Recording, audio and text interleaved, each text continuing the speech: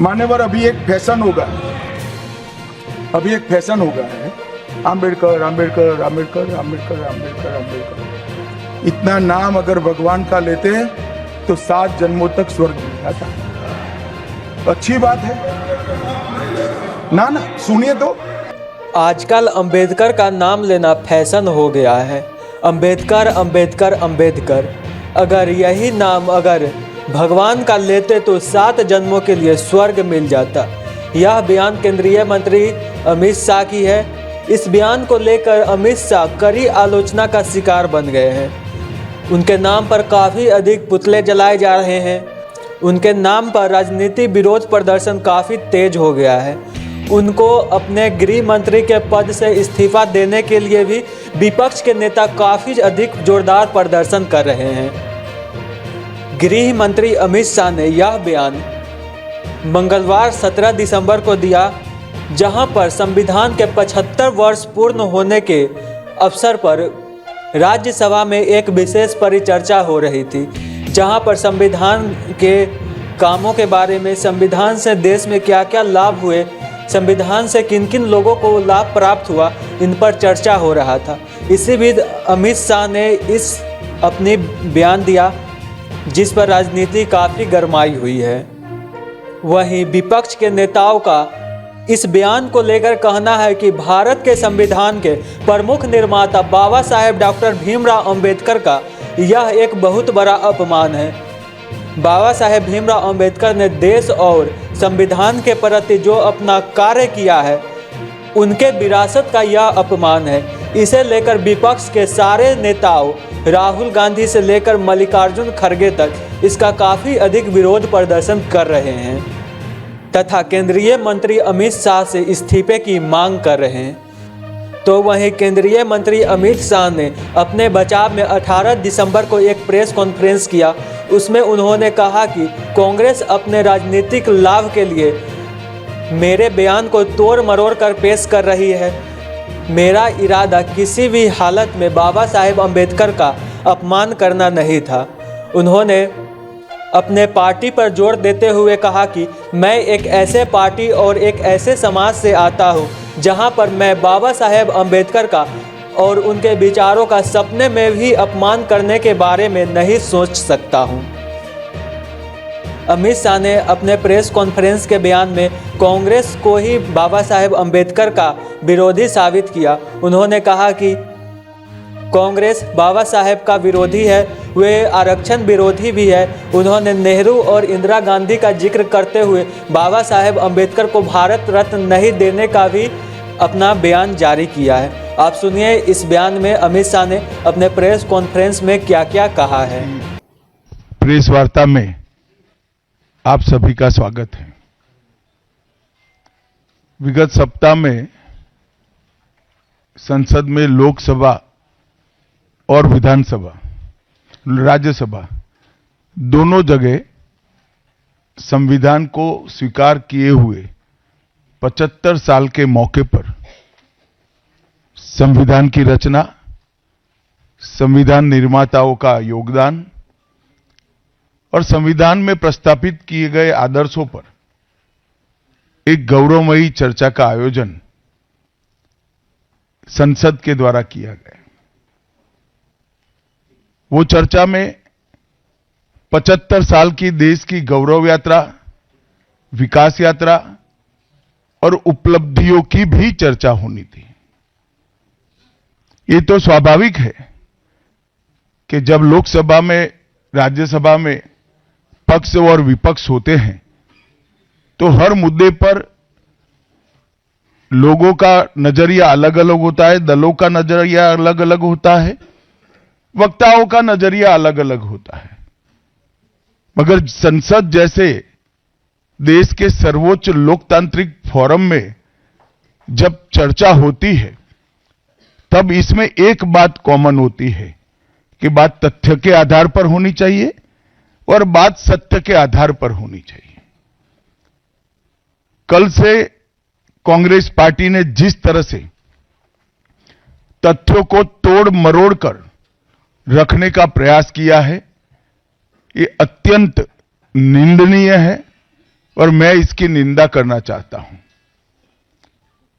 ये क्यों हुआ? क्योंकि भारतीय जनता पार्टी के वक्ताओं ने संविधान पर, संविधान की रचना के मूल्यों पर, और जब जब कांग्रेस या भारतीय जनता पार्टी का शासन रहा तब शासन ने संविधान के मूल्यों का किस तरह से मूल्यांकन किया, संरक्षण किया और संवर्धन किया, इस पर फैक्ट के साथ भारतीय जनता पार्टी के वक्ताओं ने अनेक उदाहरणों के साथ जनता के सामने विषय रखे और उसमें वो तय हो गया कि कांग्रेस पार्टी आंबेडकर जी विरोधी पार्टी है, कांग्रेस पार्टी आरक्षण विरोधी पार्टी है, कांग्रेस पार्टी संविधान विरोधी पार्टी है, कांग्रेस पार्टी ने सावरकर जी का भी अपमान किया, कांग्रेस पार्टी ने आपातकाल डालकर संविधान के सारे मूल्यों की धज्जियां उड़ा दी, नारी सम्मान को भी सालों तक दरकिनार किया, न्यायपालिका का हमेशा अपमान किया, सेना के शहीदों का अपमान किया और भारत की भूमि तक को संविधान तोड़कर विदेशी देशों को देने की हिमाकत कांग्रेस पार्टी के शासन में हुई। जब ये पूरा सत्य उजागर हो गया तब कल से कांग्रेस पार्टी ने फिर एक बार अपनी पुरानी पद्धति को आजमाते हुए बातों को तोड़ मरोड़ कर और सत्य को असत्य के कपड़े पहनाकर समाज में भ्रांति फैलाने का एक कुत्सित प्रयास किया है। संसद में जब चर्चा हो रही थी, ये सिद्ध हो गया कि बाबा साहेब आंबेडकर का कांग्रेस ने किस तरह से पुरजोश विरोध किया था। बाबा साहब के न रहने के बाद भी किस प्रकार से कांग्रेस ने बाबा साहब को हास्य पर ढकेलने का प्रयास किया।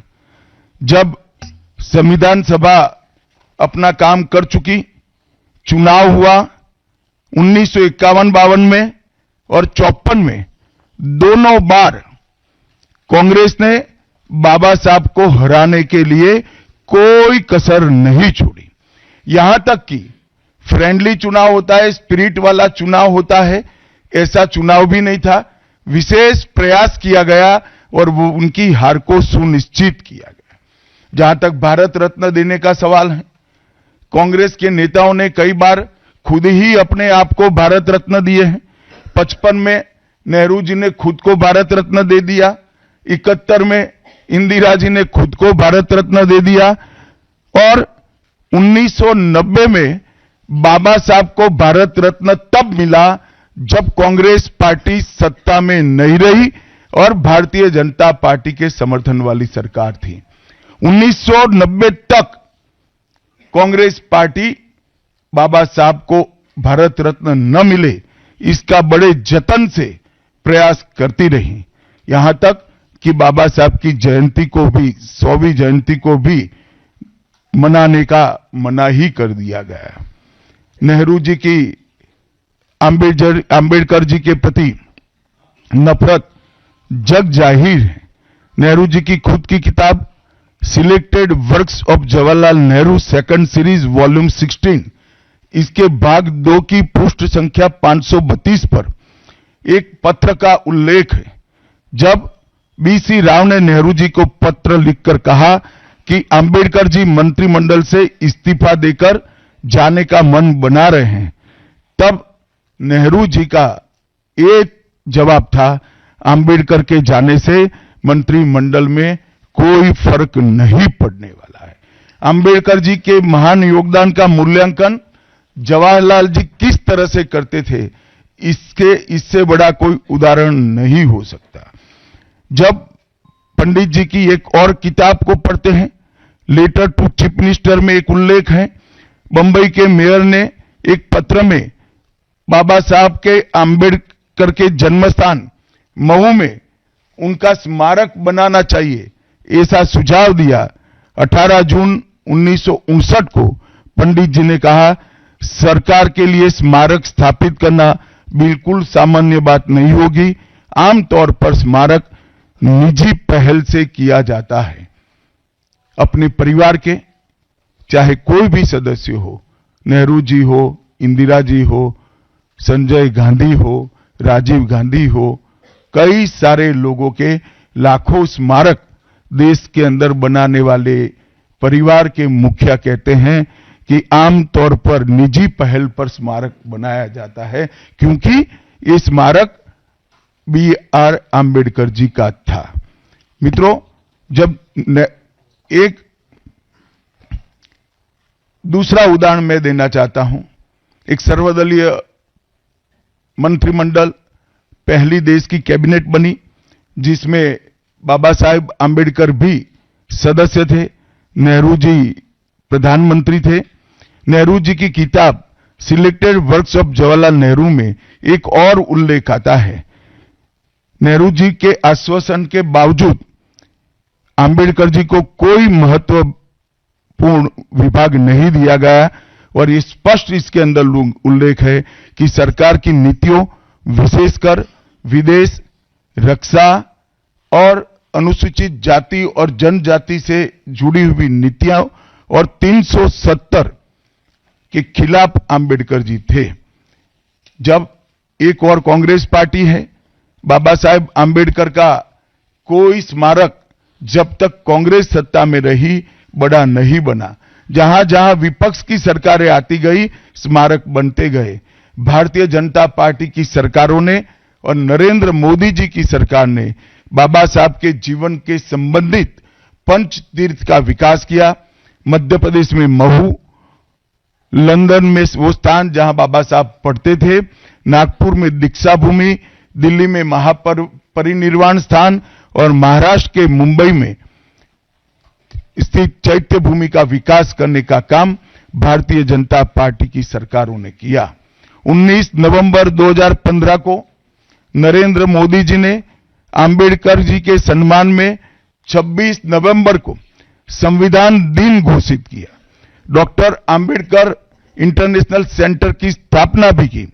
2018 में प्रधानमंत्री नरेंद्र मोदी जी ने महापरिनिर्वाण स्थल पर डॉक्टर आम्बेडकर स्मारक का उद्घाटन किया, जो लगभग 2 एकड़ में फैला है।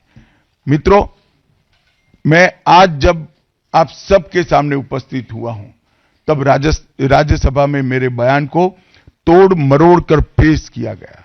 मेरा मीडिया के सभी मित्रों से आग्रह है, कांग्रेस ने सार्वजनिक जीवन में जो पद्धति की है कि बयानों को तोड़ मरोड़ कर पेश करना, हो हल्ला मचाना और भ्रांति खड़ी करना।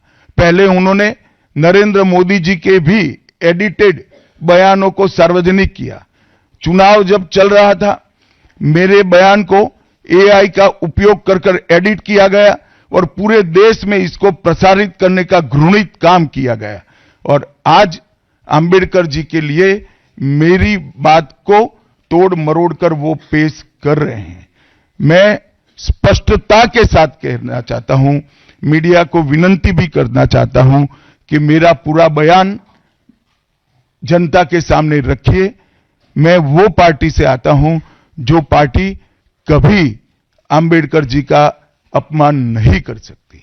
पहले जनसंघ और फिर भारतीय जनता पार्टी ने हमेशा आम्बेडकर जी के सिद्धांतों के आधार पर चलने का प्रयास किया है। जब जब भारतीय जनता पार्टी शासन में रही, आम्बेडकर जी के सिद्धांतों का हमने प्रचार किया है, प्रसार किया है। आरक्षण को और मजबूत करने का काम भारतीय जनता पार्टी ने किया है। इन्होंने जिस प्रकार से आरक्षण को भी विरोध किया, वो भी हम सब जानते हैं। पिछड़ा वर्ग आयोग, काका साहेब कालेलकर आयोग 53 में बना, 55 में रिपोर्ट आई, आज तक वो रिपोर्ट को लागू नहीं किया गया। 31 दिसंबर 1980 को मंडल आयोग बना, मंडल आयोग की रिपोर्ट आई। 80 में इंदिरा जी ने मंडल आयोग को ठंडे बस्ते में डाल दिया।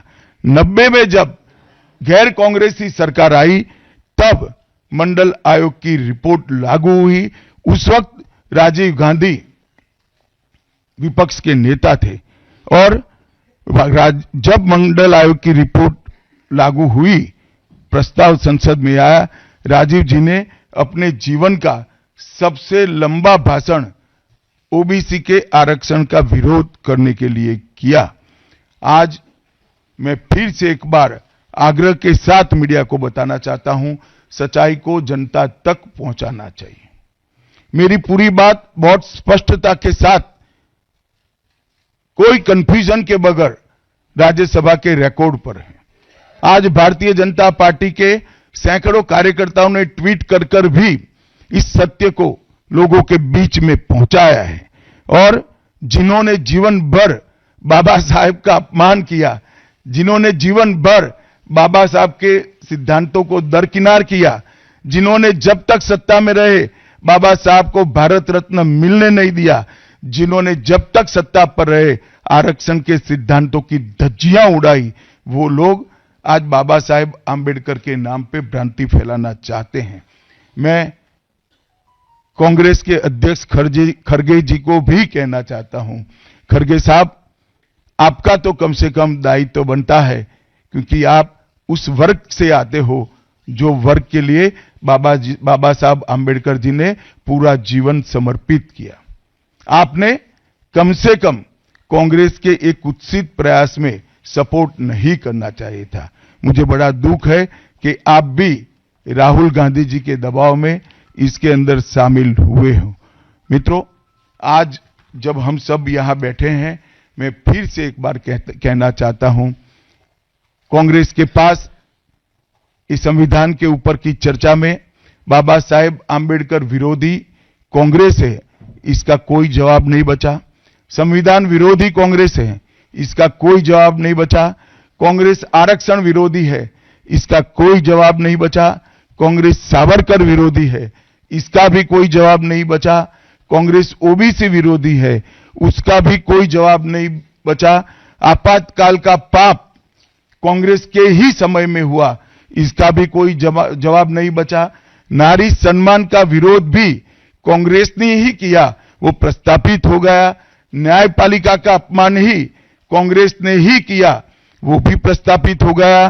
भारत की भूमि को भी संविधान को दरकिनार कर विदेश को सौंपने का पाप भी कांग्रेस ने ही किया, ये भी प्रस्तापित हो गया। तब फिर से एक बार चिर परिचित अपनी पुरानी नीति पर कांग्रेस आई है और उन्होंने मेरे बयान को तोड़ मरोड़ कर आधा ही दिखाकर जनता के सामने रखना और भ्रांति फैलाने का प्रयास किया है। कृपया मेरा पूरा बयान आप सभी लोग जनता तक पहुंचाइए, तो दूध का दूध और पानी का पानी हो जाएगा। मैं उस पार्टी से आता हूं, उस संस्कृति से आता हूं, जो स्वप्न में भी बाबा साहब के विचारों का या बाबा साहब के स्वयं का अपमान नहीं कर सकते। हम जानते हैं कि देश के संविधान को समावेशी बनाने में, देश के पिछड़े वर्ग को, दलितों को, आदिवासियों को, गरीबों को और वंचितों को न्याय दिलाने के लिए और देश के लोकतंत्र की नींव को इतनी नीचे तक गहरी पहुंचाने में बाबा साहब का बहुत बड़ा योगदान है। पूरा देश बाबा साहब के प्रति कृतज्ञता व्यक्त करता है। कम से कम हम तो ऐसा नहीं कर सकते जिससे बाबा साहब का अपमान हो पाए। और मैं फिर से एक बार कांग्रेस के ये कुत्सित प्रयासों की घोर निंदा करता हूं और जो संविधान पर दोनों सदनों में चर्चा हुई, कम से कम भारतीय जनता पार्टी की ओर से चर्चा का स्तर मेंटेन करने का पूरा प्रयास किया गया था, विषय पर बोलने का आग्रह किया गया था और तथ्य के साथ बोलने का आग्रह भी हमारे सारे वक्ताओं ने किया था। वो सारे प्रयास पर कांग्रेस ने पानी फिरा है और मैं मानता हूं कि देश की जनता इसके इस प्रयास को भी जानती है, उनकी मानसिकता को भी जानती है और उनकी कार्य संस्कृति को भी जानती है। धन्यवाद।